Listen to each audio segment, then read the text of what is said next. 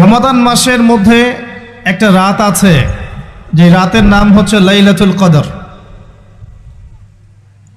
আমি আশা করি আপনারা সবাই এই সূরাটা জানেন। বা'দা আউযু বিল্লাহি মিনাশ শাইতানির রাজীম, ইন্না আনজালনাহু ফি লাইলাতুল কদর। নিশ্চয়ই আমি কোরআনকে নাজিল করেছি লাইলাতুল কদরে, ভাগ্য রজনীতে। ওয়া মা আদরাকা মা লাইলাতুল কদর। হে নবী মুহাম্মদ সাল্লাল্লাহু আলাইহি ওয়াসাল্লাম, আপনি কি জানেন লাইলাতুল কদর কি জিনিস? লাইলাতুল কদরি খায়রুম মিন আলফি শাহর। লাইলাতুল কদর হচ্ছে হাজার মাসের চাইতে উত্তম। এখানে গাণিতিকভাবে ব্যাখ্যা করতে যাবেন না, 1000 মাস সমান সমান কত বছর হয়, ব্যাপারটা এমন নয়।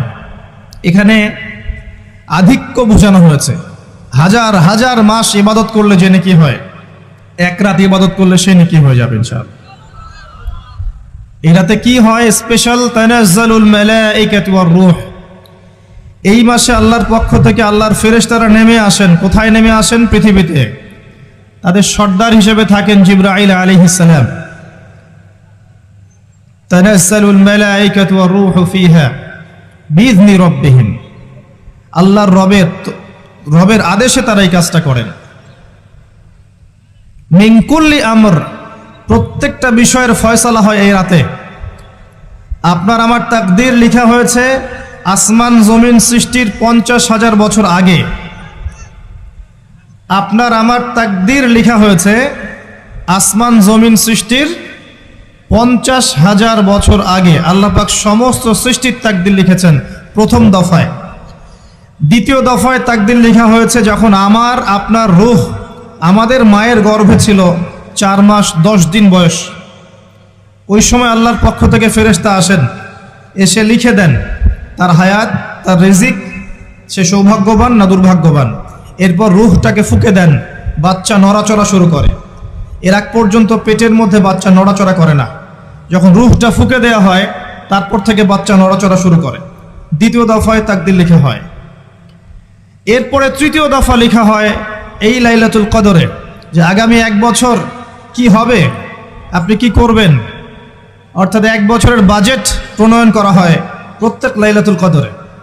তানাজ্জালুল মালাইকাতু ওয়ার রূহ ফিহা বিইذনি রাব্বিহিম মিন কুল্লি আমর। এই রাতের আরেকটা বৈশিষ্ট্য হচ্ছে সালামুন হিয়া হাত্তা মাতলাইল ফজর।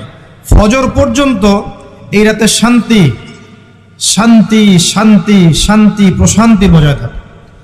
এই রাতে আপনি যে দোয়া করবেন, যে কোনো দোয়াই করবেন, যদি আপনার রিজিকটা হালাল হয় ইনশাল্লাহ কবুল হয়ে যাবে। যে কোনো দোয়া। এই রাতে যারা ইবাদত করে দাঁড়িয়ে দাঁড়িয়ে, তাদের চতুর্দিকে ফেরেশতারা সমবেত হন, তাদের দোয়ায় তারা শরীক হন, তাদের জন্য দোয়া করতে থাকেন। ঠিক তখনই দেখবেন মুমিন বান্দার চোখ দিয়ে টপ টপ করে পানি পড়া শুরু হয়েছে। আপনি ফিল করতে পারবেন যে আপনার দোয়া আল্লাহ কবুল করছেন। এই রাতের ইবাদতকে 1000 মাস দিয়ে গুণ করলেও কখনো সমান হবে না। একটা রাত ইবাদত করলে আপনি হাজার হাজার মাসের নেকি পাচ্ছেন। এই সুযোগটাকে ছেড়ে দেওয়া যায়? কবে এই রাত স্পেসিফিকলি বলা যাবে না, 27 তারিখেই স্পেসিফিকলি বলা যাবে না যে 21-এর রাতেই, 23-এর রাতেই বা 25-এর রাতেই, নির্দিষ্ট করে বলার কোনো সুযোগ নাই। নবী সাল্লাল্লাহু আলাইহি ওয়াসাল্লাম লাইলাতুল কদর পেয়েছেন এবং ওই রাতে বৃষ্টি হচ্ছিল। তিনি সেজদা করছেন, তার কপালের মধ্যে মসজিদে নববীর যে মাটি আছে এই মাটির কাদা লেগেছিল। তখন কিন্তু মসজিদ টাইলস ফিটিং ছিল না। মাটির মসজিদ থেকে নবী সাল্লাল্লাহু আলাইহি ওয়াসাল্লাম বিশ্ব পরিচালনা করেছেন। আর আমাদের এখন তাজমহলের মতো মসজিদ, হেদায়েতের কোনো হও নাই এখানে। এটা আখিরুজ্জামানের সাইন। মসজিদগুলো হবে চাকচিক্যময়, হেদায়েত শূন্য। হাদিস একদম স্পষ্ট আছে, মসজিদ হবে চাকচিক্যময় কিন্তু হেদায়েত শূন্য। ইভেন দেখবেন নামাজ পড়ছে মুসল্লি, পাশে হই হুল্লা করছে। দিনের কথা আলোচনা হলে বা নামাজ পড়লে, কেউ কোরআন তেলাওয়াত করলে আদবের সাথে যে পাশে শোরগোল করতে হয় না, এটাও এখন বুঝাতে হয়। বুঝাতে গিয়ে যদি আপনি এই আয়াত তেলাওয়াত করেন, লাহুম কুলুবুন লা ইয়াফকাহুনা বিহা, কিছু মানুষকে আল্লাহ পাক কলব দিয়েছেন, বোঝে না। ওয়ালাহুম আযানুন লা ইয়াসমাউনা বিহা, কিছু মানুষকে আল্লাহ পাক কান দিয়েছেন, শোনে না। ওয়ালাহুম আ'ইউনুন লা ইউবসিরুনা বিহা, কিছু মানুষকে আল্লাহ পাক চোখ দিয়েছেন দেখে না। উলাইকা কাল আনআম, এরা আনআমের মতো। বাল হুম আদাল, বরং তার চাইতেও নিকৃষ্ট। তখন কিছু মানুষের ইগোতে লেগে যায়। আচরণ কিন্তু এমনই। কোরআন যেখানে তেলাওয়াত করা হচ্ছে, নবীর হাদিসের কথা বলা হচ্ছে, সেখানে উঁচু স্বরে কথা বলা জায়েজ নেই। নামাজ পড়ছে একজন ব্যক্তি, সে আল্লাহর সাথে সরাসরি কথা বলছে, তার পাশে কথা বলা জায়েজ নেই। এমনকি নামাজরত ব্যক্তির পাশে কোরআন তেলাওয়াত করাও জায়েজ নেই। আমি কথা কি বুঝতে পারছেন? একজন ব্যক্তি নামাজে দাঁড়িয়েছে, আল্লাহর সাথে কথা বলছে, পাশে আপনি কোরআন তেলাওয়াত করতে পারবেন না জোরে জোরে। মনে মনে করতে হবে, করতে চাইলে মনে মনে করতে হবে। অনেক সময় মসজিদের ভিতরে দেখবেন নামাজ পড়া হচ্ছে, শোরগোল করছে। নবী সাল্লাল্লাহু আলাইহি ওয়াসাল্লাম বলেছিলেন, আখিরুজ জামানে, তিরমিজিতে আছে হাদিসটা, আখিরুজ জামানে ইসলামের নামটুকু থাকবে, ইসলামের প্রকৃত বিষয়গুলো থাকবে না। কোরআনের মাসহাফ থাকবে, যে মাসহাফ, কোরআনের মাসহাফটা থাকবে, এর শিক্ষাগুলো থাকবে না। মসজিদগুলো হবে চাকচিক্যময়, কিন্তু মসজিদ হবে হেদায়েত শূন্য। আর চতুর্থ লাইনটা আরো ভয়ঙ্কর। 4 নম্বর লাইনে গিয়ে নবীজি বলেছেন সাল্লাল্লাহু আলাইহি ওয়াসাল্লাম, আসমানের নিচে জমিনের উপরে আল্লাহর সবচেয়ে নিকৃষ্ট সৃষ্টি হবেন এক শ্রেণীর আলেম, যাদের থেকে ফিতনা ছড়াবে এবং তাদের দিকেই ফিতনা ফিরে আসবে। তিরমিজির মধ্যে হাদিসটা আছে, যে কোনো আলেমকে জিজ্ঞাসা করে এটা কোন শ্রেণীর আলেম, এটা বোঝার জন্য আপনার পিএইচডি করার দরকার নাই। যারা দিনকে দুনিয়ার বিনিময়ে বিক্রি করেছে, তারাই সেই শ্রেণীর আলেম। যারা সত্য কথা বলতে ভয় পেয়েছে, তারাই সেই শ্রেণীর আলেম। যারা সত্যকে মিথ্যার সাথে মিশ্রিত করেছে, তারাই সেই শ্রেণীর আলেম। এবং যারা ইসলামের নামে উম্মাকে শতদা বিভক্ত করে দিয়েছে, এরাই সেই শ্রেণীর আলেম। নবী করিম সাল্লাল্লাহু আলাইহি ওয়াসাল্লাম বলেছেন, লাইলাতুল কদর আমি পেয়েছি, কপালে কাদামাটি ছিল, বৃষ্টি হচ্ছিল, তার মানে ওই রাতে বৃষ্টি হতে পারে, ওই রাতে বৃষ্টি হতে পারে। লাইলাতুল কদরের আলামত, রাতের বেলা বৃষ্টি হতে পারে। বৃষ্টি হয়েছে, তিনি নামাজ পড়েছেন, কপালের মধ্যে কাদা লেগেছিল, তিনি বের হয়েছেন, সাহাবীদেরকে বলবেন কোন রাতটা লাইলাতুল কদর, আজকের রাতটা লাইলাতুল কদর, এটা বলতে বের হয়েছেন।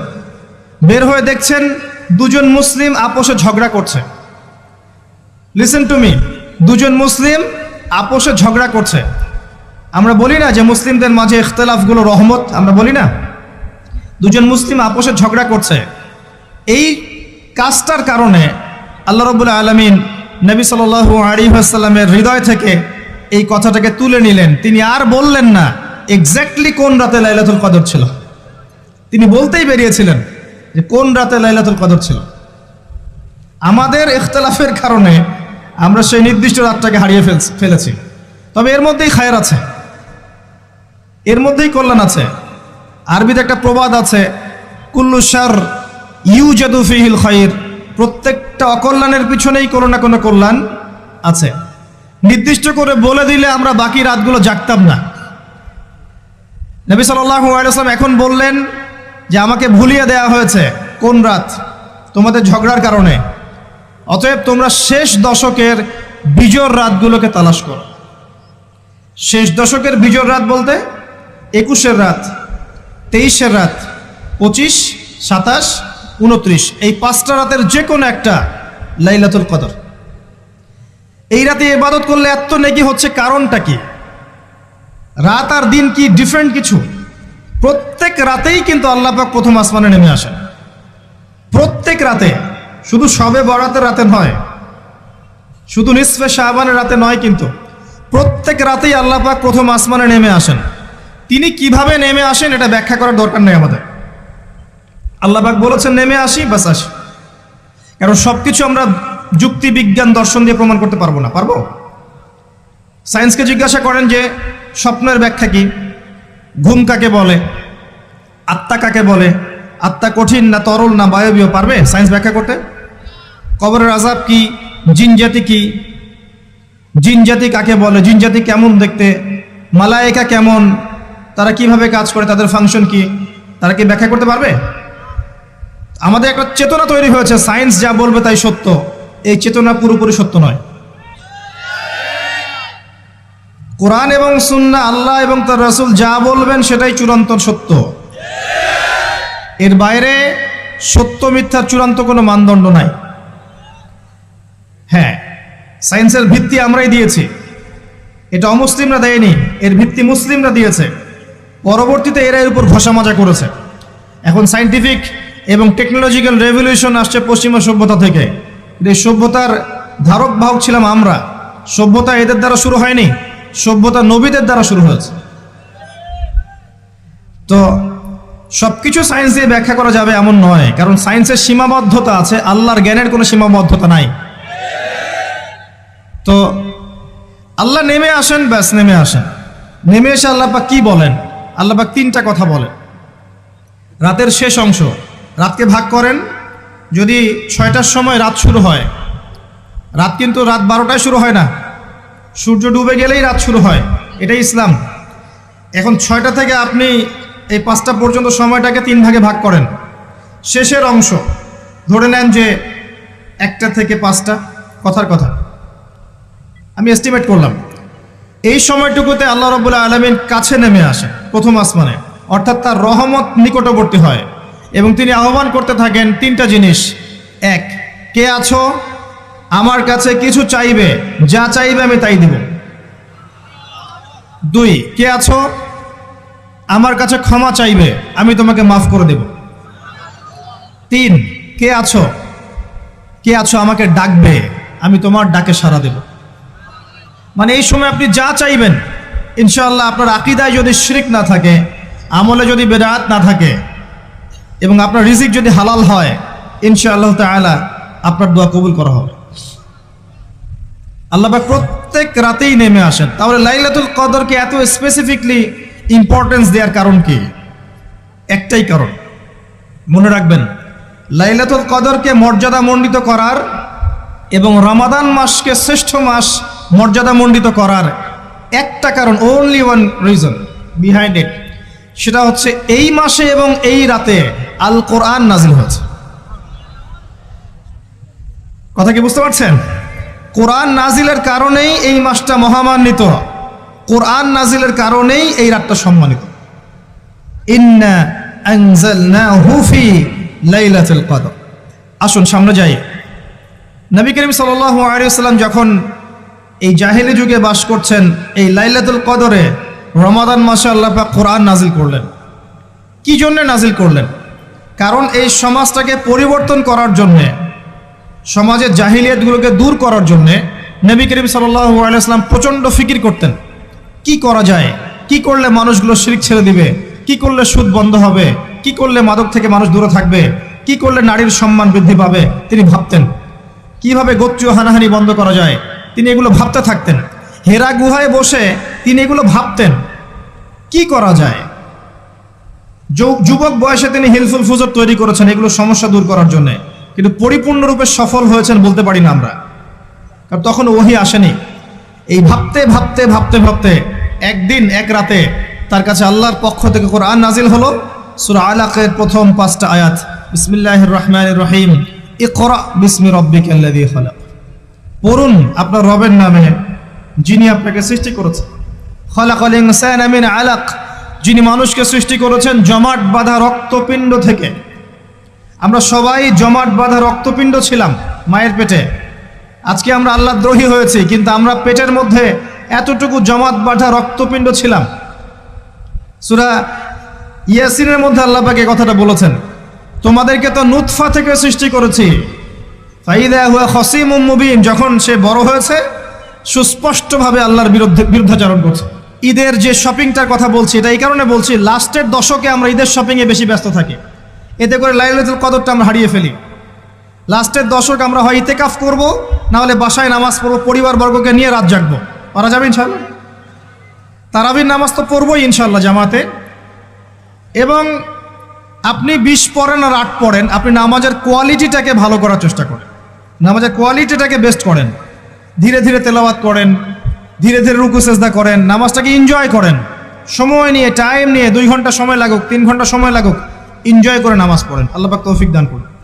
এরপর শেষ রাতে আবার ওঠেন, পরিবারবর্গকে নিয়ে নামাজে দাঁড়ান, একসাথে জামাত করে নামাজ পড়েন, পরিবারে নফল নামাজ পড়েন, বাসায় বরকত হবে ইনশাআল্লাহ।